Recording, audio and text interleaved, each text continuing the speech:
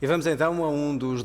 So let's have one of the debates that is always awaited in the APDC Congress, and have the privilege of having here with me these three gentlemen. They represent several telecom groups, media groups in Portugal. Other invitations were made, but these are the ones who always accept to discuss the market trends, the problems, and where we're heading. The streaming problems have been recurrent. Now we have an infection that affects recipes, and the question is, where will this disruption, technological disruption, impact those who see, watch TV, listen to the radio? So we've got Francisco Pedro Balsemão, CEO of Empresa, Pedro Moraes Leitão, and the chairman of RTP. Pedro Moraes Leitão, it's your first time here, so when you assumed your office less than a year ago, I think one of your main concerns was the advertising market. And if I'm not mistaken, you said, how will things be in the coming months, year?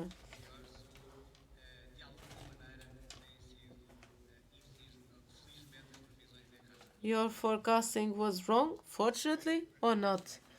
First of all, I would like to thank APDC for this invitation, and let me correct your question.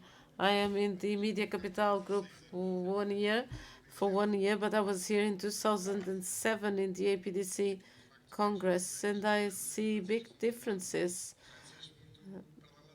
very similar to those I found in the company when I came back after 15 years. Many are good, some are bad. One is related with the advertising market. There's been a big reconfiguration of the portfolio that we offer to our advertisers. Many of them are here today, and they are probably happy to know that we have a bigger supply. There has been a price increase, but we've had a faster transfer of revenues to other digital means. I was in 2007 in the digital business, and it was easy to say it should grow. Now I am regretting being too efficient, because 25% of the advertising market, digital conventional market, is done via Google, Instagram, TikTok.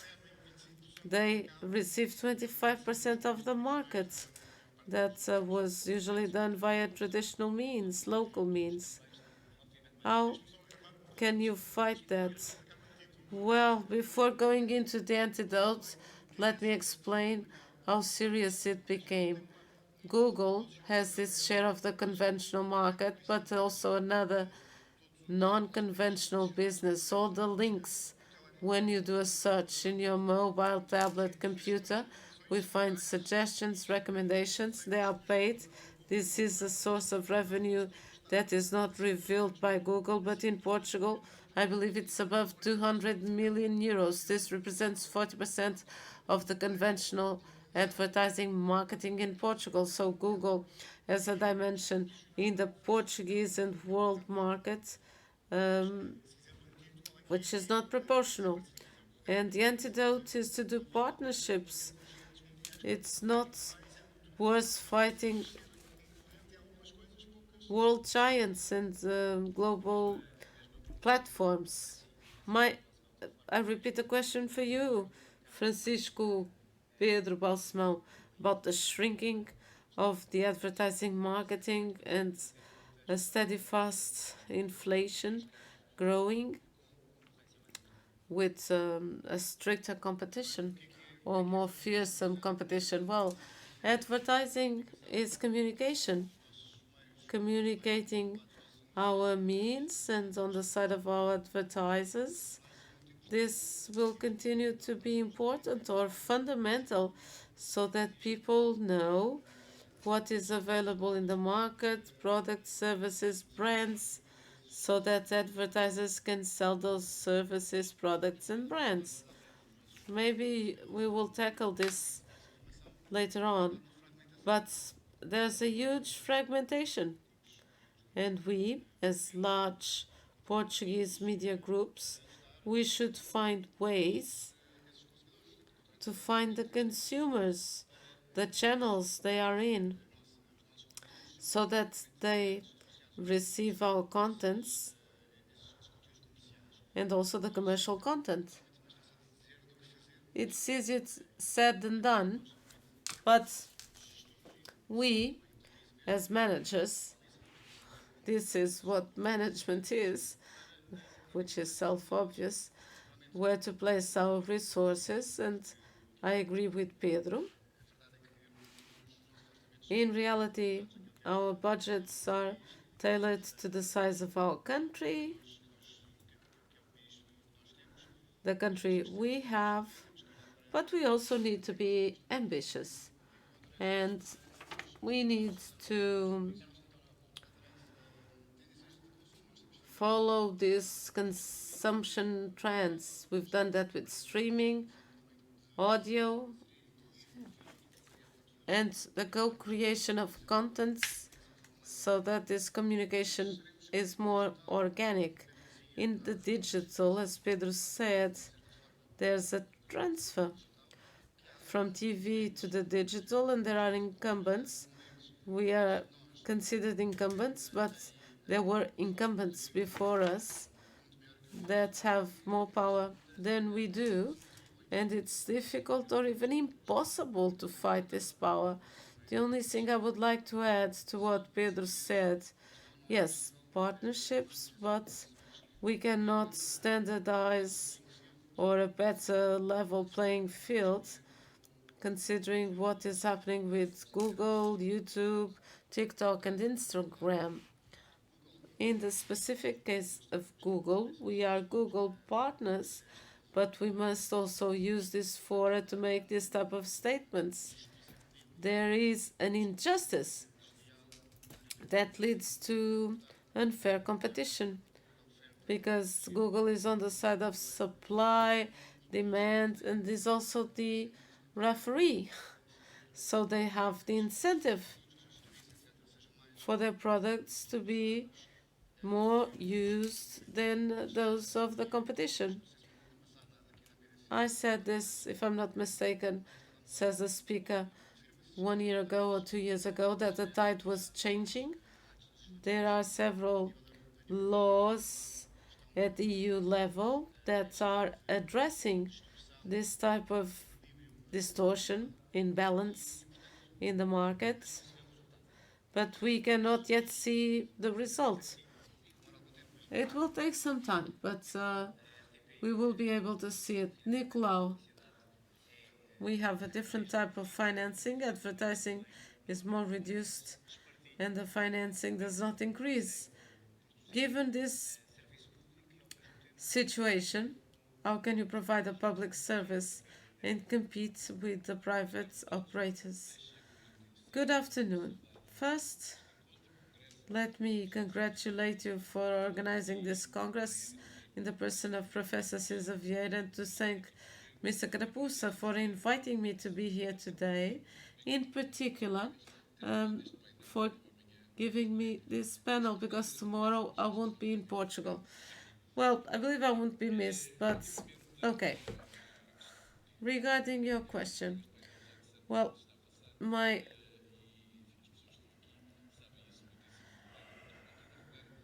fellow panelists have said what is happening.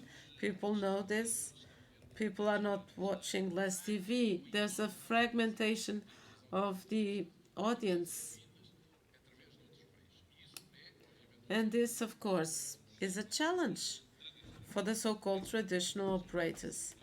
Secondly, advertising is dropping, plummeting, I would say, and there's unloyal competition by large foreign operators. In that case, we're talking only about search engines, or are we also talking about streaming? How large international operators, we all know what we're talking about: Netflix, HBO, Apple TV, Are they unfair in the way they conduct their business in Portugal? I have some doubts in classifying that as unfair competition. In the case of RTP, we have some partnerships with these operators, and I believe this can be beneficial for the industry. But obviously, we have less capacity to make available contents as they do. The third item I believe to be essential regarding what is faced by traditional operators is the transformation into the digital. If this does not happen on the midterm, we may become irrelevant. So, this transformation is crucial. How can you do this in a context where there's a need to change mentalities in the companies, a decrease of revenues, to continue to attract audiences by delivering our contents in the various platforms? Well, it has to be done with effort, perseverance, and also the capacity to believe this will be possible. RTP, as you know, faces the constraints of public financing, which is frozen since 2016, and also to attract advertising, because for now it is limited to the broadcasting time. And as my colleagues in the private sector know better than I do, all the suppliers of content technology have increased their prices, a two-digit price increase. So what is happening now is that the traditional operators are losing their revenues. Thus, they somehow have to offset this with products provided to their viewers that have less quality, less impact, and step by step they fall into a spiral of irrelevance. I hope this will not happen. There's a lot of talent, capacity to turn this around, but this is the current backdrop that we have to face. Pedro Moraes Leitão, your channel launched a new um, series or show. Is this a good investment when there's a transfer of viewers to other platforms, or were you already thinking of that? You were thinking about streaming and the diversity of platforms. What we did was quite bold. From the editorial viewpoint, it was very well achieved. And since the invasion of Ukraine, we've been um, leading the ratings, and then we are very proud of the work we're doing. CNN is an example of these partnerships. We were talking about streaming, and we believe that streaming is about partnerships, and this was a partnership that we did. And CNN is on channel 200 of most pay TV platforms. People know what CNN is, but they don't watch it. So this was good for the Warner Group, for us, and the connection to an international group with a lot of experience. We believe we are not yet responding to a trend that already exists, that streaming is also about information. Business wise,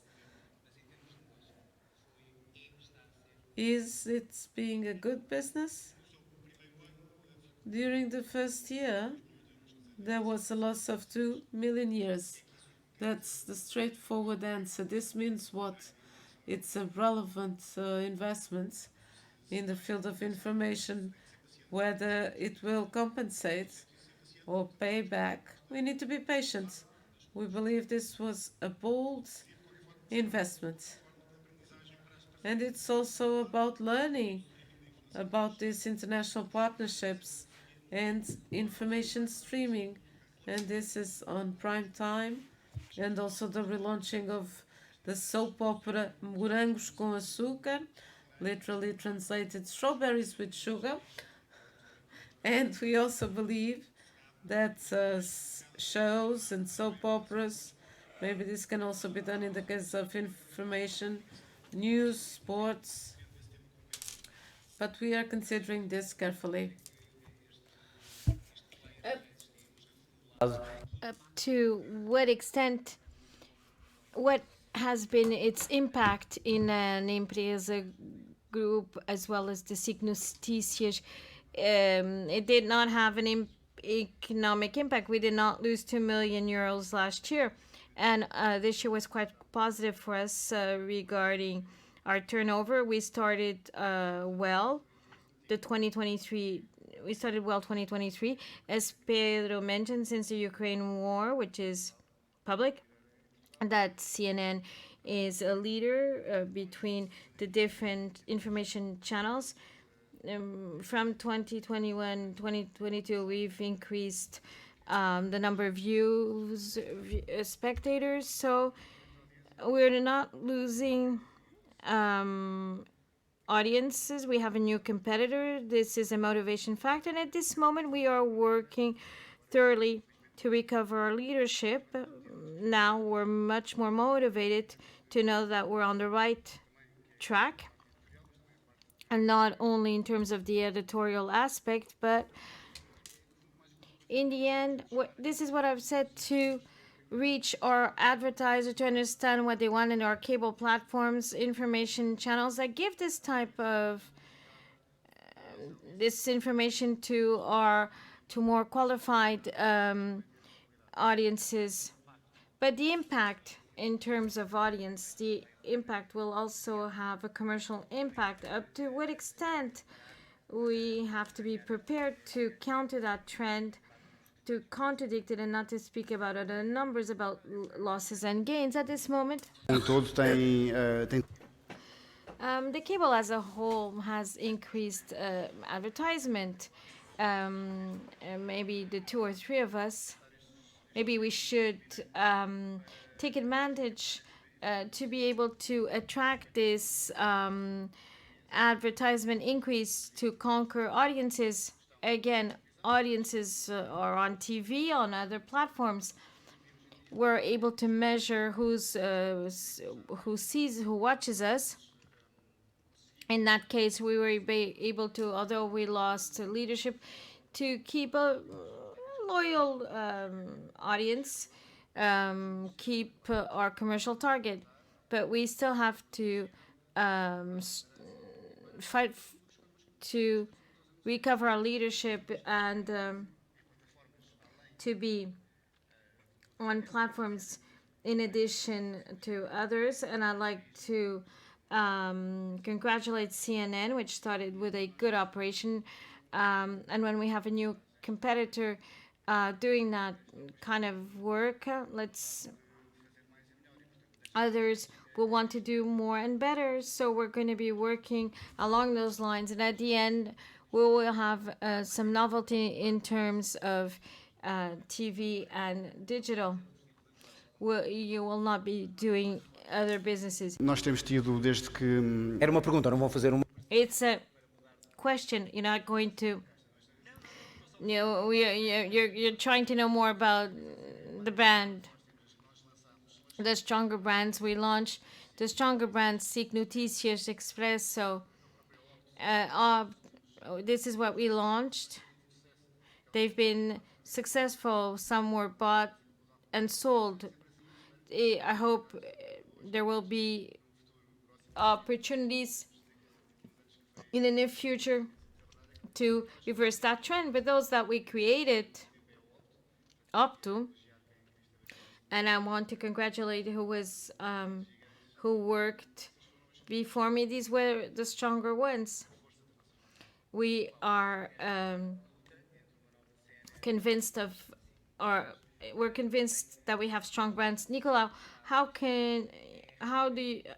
does RTP position itself with limitations and obligation? First of all, let me congratulate CNN Portugal for an excellent project, but also SIC Notícias, which were projects that brought something new to the audiovisual context in Portugal. Let me congratulate that fact. Portugal is much better off with this project.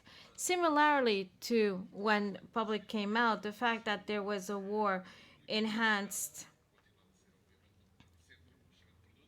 that product.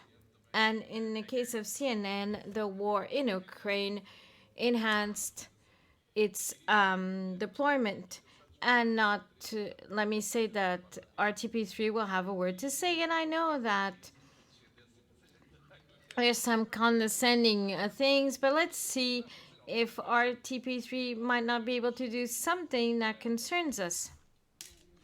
Now, I came from the launch of the white paper in the media sector, and there were 2 or 3 questions that were included in 2 interventions. That is, the minister and Mrs. Lopes that coordinated the white paper. The minister was very clear on the digital challenge. He said that it has to be taken on board by the public media sector, so that the public sector does not become irrelevant. It's something that needs to be done, that we need to invest in, and it's not something done easily. We know the digital transformation process is launching digital products in analog settings, and everybody knows how much it cost. How much was the cost? Second of all, the importance of the media public service for liberal democracies. It doesn't mean that my colleagues and companies I represent haven't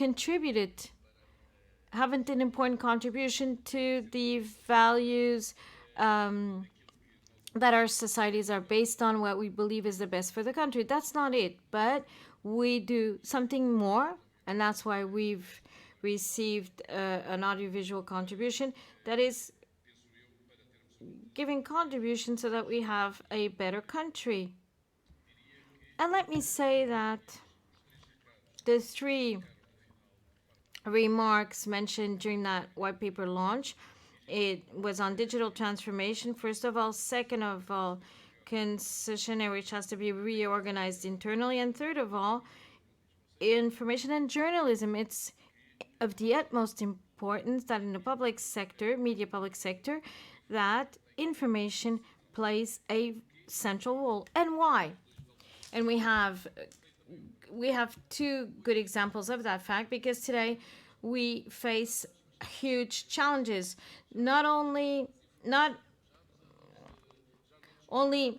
social media, information manipulation, and other thing. We can have something which can be useful or terrible, which is digital intelligence. Most likely, some examples of what can digital information do, and sooner or later we're before something. No, since you've reached that conclusion, since that conclusion was drawn in a white paper, none is a discovery. It's a confirmation. Most likely, it is a confirmation. That is, how does public TV assess that path? It's not only to ask difficult questions of Francisco, it's the roadmap, which has to be mirrored in the concession contract. And before that contract, we'll see what's possible, what can be done and not. And let me just say a few words about the media's public service, that is, of giving an undeniable contribution towards inclusion, proximity, social cohesion of the country. It's something that cannot be a concern of private operators, which has other worries. They have to earn money to survive. They don't need an enormous network of correspondents in Africa and other countries. Not worried about the islands, they don't need to worry about the islands, about specific populations, minorities, clearly minorities. But we have that obligation. That's why we've received an audiovisual contribution, so that we can have a better society. It's obvious that within this context, a person can always ask, but couldn't it be done by private operators eventually? Are private operators interested in products with no audience? For example, we have a products with Euro parliamentarians on the national parliament. These are contents which are very important to society, but are contents that which doesn't increase our audience. The public service model is to give an important contribution, importance of our civic intervention. Is that relevant or not having an audience? Or it's becoming irrelevant. This is another problem we need to share, and that is to know if what exists today, if it embraces a new reality. Because when we speak about audiences, we're speaking about TVI, Channel 4, Channel 3, RTP1. Nowadays, both private operators and ourselves, we make available contents and we hire people on different platforms. So what would make sense is to have that possibility to measure audiences in a globally, who is being served.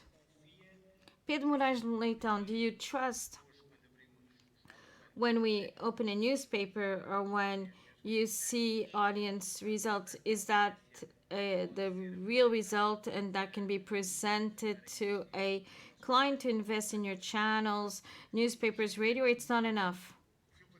I fully trust. There are two flaws. A structural one. The first is using mobile phones. What happens with a mobile phone is very relevant, and we're simply ignoring it. If I may, I'd like to ask two questions. How many people have already seen their mobile phone while we were making these presentations? Raise your hand. Raise your hand. So, information given at night, this information becomes irrelevant because everybody has already seen the news, consulted their mobile phone. People consult their phones every 10 minutes. So, we are making irrelevant the compilation of information. And this is what I was referring to in terms of streaming as well. It's a reality. The iPhone was launched in June 2007, 16 years ago. So since 2011, 2021, there was a radical change in data. That is, we had an average use, an adult consumed 300 minutes of TV, and now 215 in 2021, 50 minutes of information entertainment as an average in their mobile phone, 250. So it's multiplied by 5, and TV consumption changed all over the world. In Portugal, all over the world. Audiences do not reflect mobile phones, and advertisers, knowing a better system, were interested in it. There's a second component with an opposite effect. Households with no prepaid, that is, in 2008, there was 50% of Portuguese households had no prepaid TV, and now just 5%. We went from 50% of people just watching 4 channels to 5% of only having 4 channels. And this has changed the problem, and it's very difficult to update it. From a statistical point of view, we handle it the best as we can, and no country can teach us to do better. It's a problem, and we'd like to solve it. Francisco, do you trust the audiences? Do they reveal overall your company in TV and other platforms? Does it reflect it? And if it's possible, I give you a lot more and we want to receive more. Our market system, CAIM, representing the main TV players, distribution advisors, agencies. This system was chosen by all, approved by all. So it's a system which is the best. If not, it wouldn't have been the chosen one. As any other country using it, And this is done via sample. There are idiosyncrasies because it's a sample, reliable. So it's up to all of us as TV leaders, TV operators, to advocate this system. It's quite stable, 5-year contract. So it's up to us that this be acknowledged by all, that the system be acknowledged by all. And unfortunately, there is no system measuring the way we would like to the multiple platforms, TV consumptions, as was mentioned by Nicolau, mobile phone, PCs, and so on. This is the next step. And it's up to the sector, ecosystem. And to answer your question, no, we're much more relevant than figures, much more relevant for 3 reasons. First reason has to do with the fact that we will continue on being the means, will be a means where we reach quickly in a short period of time, reach a lot of people. No other means that reaches simultaneously these people. Pedro asked that question. Most likely, if there was a last minute news, our means are well known, credible, and then people would be seeing this news. So we're not able to make a campaign of a new car, if not via our means. If not, we will not be reaching a mass cultural references, brands known by all, and the figures do not reflect that notoriety. The industry as it exists today, not only in terms of information, fiction in Portugal, it wouldn't exist in Portugal. It's controversial.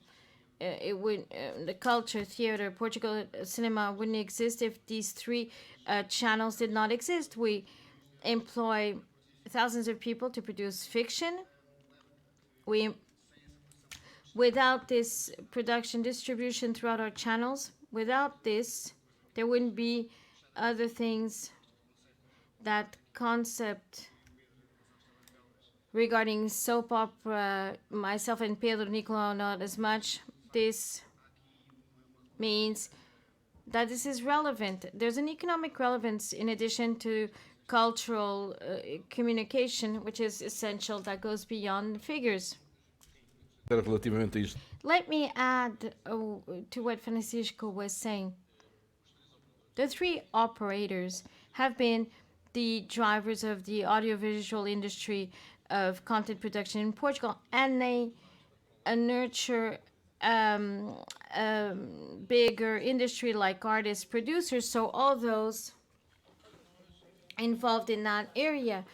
And we've been in a optimistically, we've need to acknowledge that in these few years, especially for RTP, the public TV, that our associations with RTV, Galicia, and other foreign operators produced an increase in our quality, which was recognized, including some productions part of HBO and others part of Netflix. This is partnerships. These are the partnerships, and we benefited from these partnerships. On the other hand, RTP and public service RTP has the obligation to support the so-called independent producer in its contract.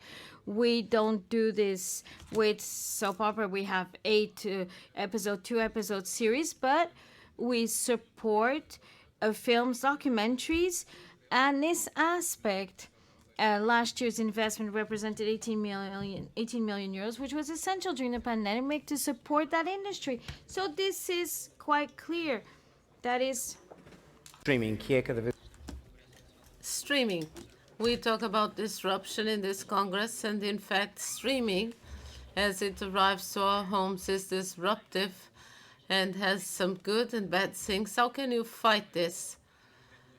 What we all see in Portugal and in smaller countries is that we feel happy because we can have 1, 2, 3 shows in a giant like Netflix or HBO. Is there or not a way forward regarding streaming? Is it viable or is it utopic in Portuguese, in Spanish, to have a new type of alternative source of revenues? I think RTP has its own streaming. The three of you have. Well, but between Netflix and the others, to which extent can Portugal be relevant in streaming? We can ask this in all areas besides football. When we are so market dependent and we are 10 million, so there's an handicap here. But Spain is a player in international streaming. Regarding this, I would like to add, in 2021, Spain launched a state series where they invested 1.6 million to attract foreign investment for streaming to improve the law, tax-related issues, the distribution. So what would you need? Public investment? For example, not only, but also there has to be a public policy to foster audiovisual production in Portugal. RTP is like the Bank of Audiovisual in Portugal. We support many of the independent producers that don't have the financial resources and they need RTP during the approval and implementation of the projects.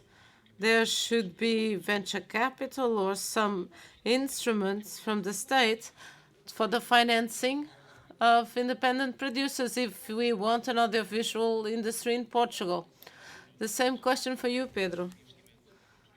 We invest a lot in tourism, in unicorns. Of course, you have a vested interest and you're not impartial. Could this also be an unicorn?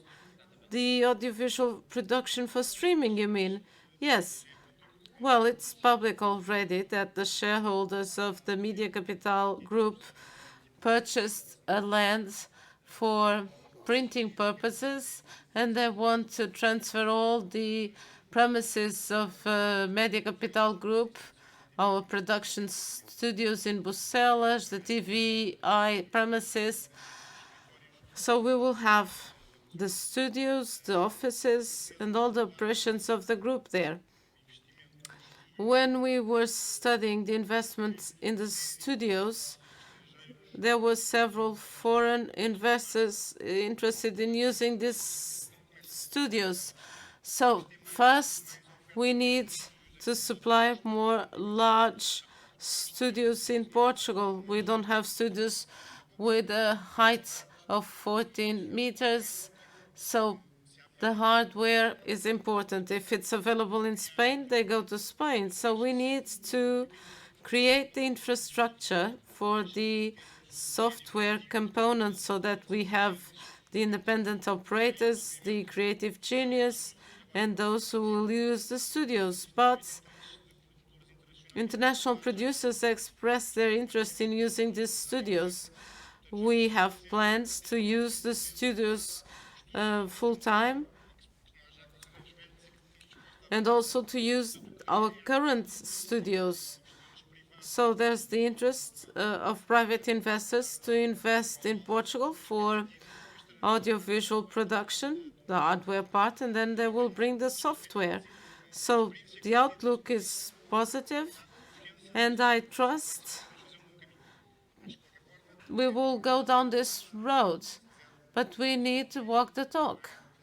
And we should not be the bank for producers. We need to find feasible business models, and that's the co-production with the large global platforms. And I've mentioned our partnership with one of these platforms. But the idea is to have this and one show or two shows to meet a quota in Portugal? If that is your definition of what we're doing, I believe it's more than that. Will we be able to achieve more than this if it's not defined by law? Maybe I'm optimistic, but I believe this is possible. You have already given your opinion, but let me repeat the question. The operators should be the drivers, or there's the risk that a foreign operator comes to Portugal to use it for streaming? With or without public investment, we want to triple our additional revenues until 2025. And it's the first paid streaming service in Portugal. We also are now investing in the so-called fast channels. We've launched the first one, and we will launch more. So we want to diversify our sources of revenues. But of course, we have partnerships with Amazon, and we will have more. But our main business is different. We decided to do this considering that there's a digital trend and a complementarity trend. Just like us, large streaming groups have been reinventing themselves. In the case of Empresa, we have existed for 50 years. We're always reinventing ourselves. And Netflix last year, for example, said they didn't want to have advertising, and now they do. That they didn't want to restrict passwords, and they are doing it. HBO also has new sources of revenues, and they're all controlling costs. Disney laid off his CEO for streaming-related reasons. They are all reinventing themselves. We need to do it also, but no one has found the model. We need to travel these waters knowing that complementarity is crucial. We will continue to have moments when people want to get home and watch that content because someone recommended it, or they want to go to Optosec or our competitors and decide, let's watch what's on TV now, or in large events such as the European Song Contest or fiction-related events, the end of Game of Thrones or Succession. And there's a parallel between streaming and generalist TVs, and people want to talk about what they watched on TV the night before. So there's these two worlds that coexist, and these borders will become increasingly fluid. And how can we stop this? We're not going to stop this. It is relevant that right now in streaming is advertising significant, or it's just because you don't want to be outside the trend. Last year, we're still losing money with Warner, but we would not invoice 6 digits in 2022. But let me repeat, it's not easy to make money with streaming. But if you're not there with the right partners, the right talent, and this year we have hired Warner Media and Tony Gonçalves, and there was a consultant there, and we have a chief digital officer, Bruno Padinha. So it's about also putting your money where your mouth is. The critical mass could be if all operators would be together. Is this a proposal? No, it's not a proposal. I think this was discussed, but an agreement was not possible. But of course, each operator has its own production, and we're very small versus the large world operators. If the three operators were together producing their streaming content, they would have other negotiation possibility. We are available to talk with you. Marina, take note of that. On Thursday, we close the deal. I can be the go-between. And since the three of you are here now, maybe you could take a look at these colleagues that do TV in a different way. This is a digital congress, a disruptive congress. Let's see. Depois disto, não After this, I don't know who will be sitting in this chair next year. We'll see. And is this does it is this going to be the future of TV? What can be good of AI? What should be and what we should be attentive in terms of fake news? You can have someone with a body like ours doing it. I prefer seeing you or Ricard Costa that's sitting in the audience because I already know you. And this guy has no humor, no sense of humor, sense of humor, but the algorithm will solve that problem right away. This is the challenge that lies ahead.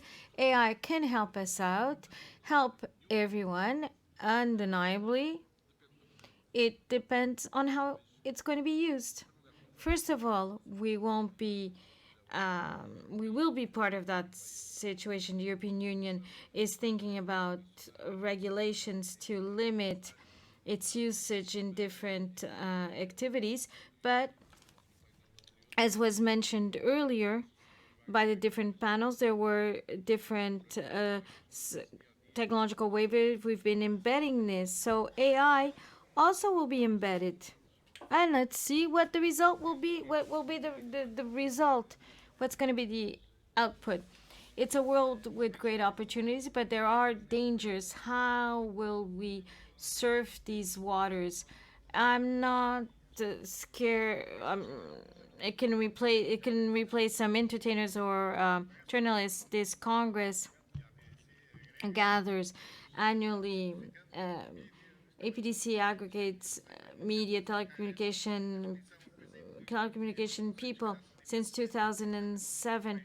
Concepts are very different. Obviously, that this is a front that we need to work on. The media can work on with technology. At APDC, we have possible partners for these fronts. There's preliminary work to be done. We have a rule along these lines, but in the mobile phone, there's a lot more to do. Once that the mobile phone is no longer a telecom business, but it's a social media, it should have been part of that operation. That is a way of receiving revenues that were subscriptions. Newspaper subscription should now be a way of receiving subscriptions of those using mobile phones. A CEO was telling me, Luis Lopes from Vodafone International, has 600 virtual operators, mobile operators in Europe for 100 physical ones. In Portugal, there are 4 physical operators. There will be 3, and versus 3 virtual operators, it'd be 16. And a funny idea would be to have a virtual mobile operator focused on content, information, entertainment, aggregating all media operators so as to provide a very strong mobile offer. For me, it's a better exercise than doing other things. So in practice, we need to rethink what we're doing in line digital TV. These 3 operators spend 8 million euros broadcasting to 150,000 people.